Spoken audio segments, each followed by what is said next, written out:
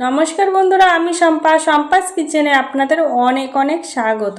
আজকে চলে এসেছি আর একটা নতুন রেসিপি নিয়ে, সেটা হচ্ছে ফুলকপির পকোড়া।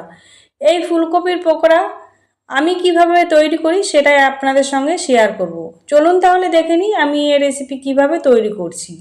তার জন্য এখানে নিয়ে নিয়েছি আমার প্রয়োজন মতন আমি ফুলকপি নিয়ে নিয়েছি। ফুলকপিটা আমি 20% সিদ্ধ করে নিয়েছি। দেখেন, চাপ দিলেও ভাঙছে না, এই পর্যায়ে আমি সিদ্ধ করে নিয়েছি।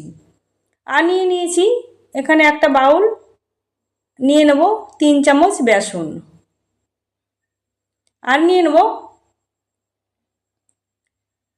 1 চামচ কর্নফ্লাওয়ার। এখানে আপনারা কর্নফ্লাওয়ারের বদলে চালের গুঁড়োটাও নিতে পারেন। আর নিয়ে নেব হাফ চামচ নুন, আর নিয়ে নেব সামান্য হলুদ গুঁড়ো, এটা কালারের জন্য অপশনাল, এটা আপনারা চাইলে নাও নিতে পারেন।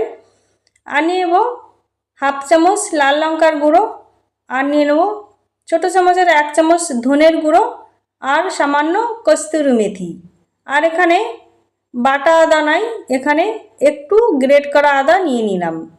যেহেতু আমি পেঁয়াজ রসুন বিনাই করছি, এটা নিরামিষভাবে, আপনারা চাইলে এখানে রসুন বাটাটাও ব্যবহার করতে পারেন।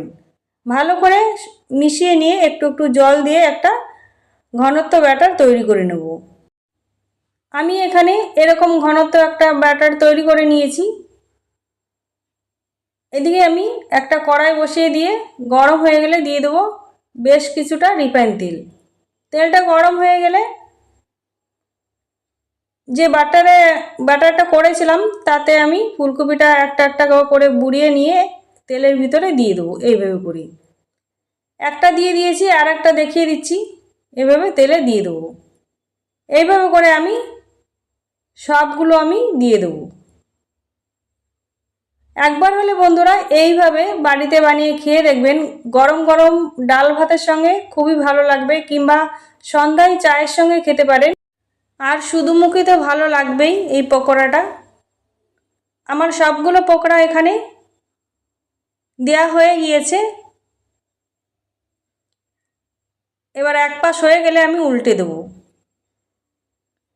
আমার চ্যানেলের রেসিপি যদি আপনাদের পছন্দ হয়ে থাকে, লাইক কমেন্ট শেয়ার সাবস্ক্রাইব করে আমার পাশে থাকবেন। উল্টে পাল্টে পকোড়াগুলো ভেজে নেব। এখানে গ্যাসের ফ্লেম মিডিয়াম টু লো আঁচে রেখে ভেজে নিতে হবে।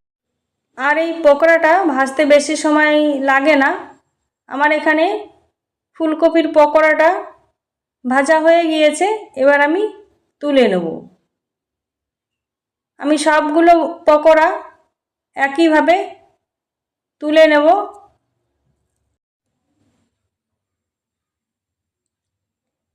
সব পকোড়াগুলো তুলে নিয়েই সার্ভ করে দিলাম ফুলকপির পকোড়া রেসিপি।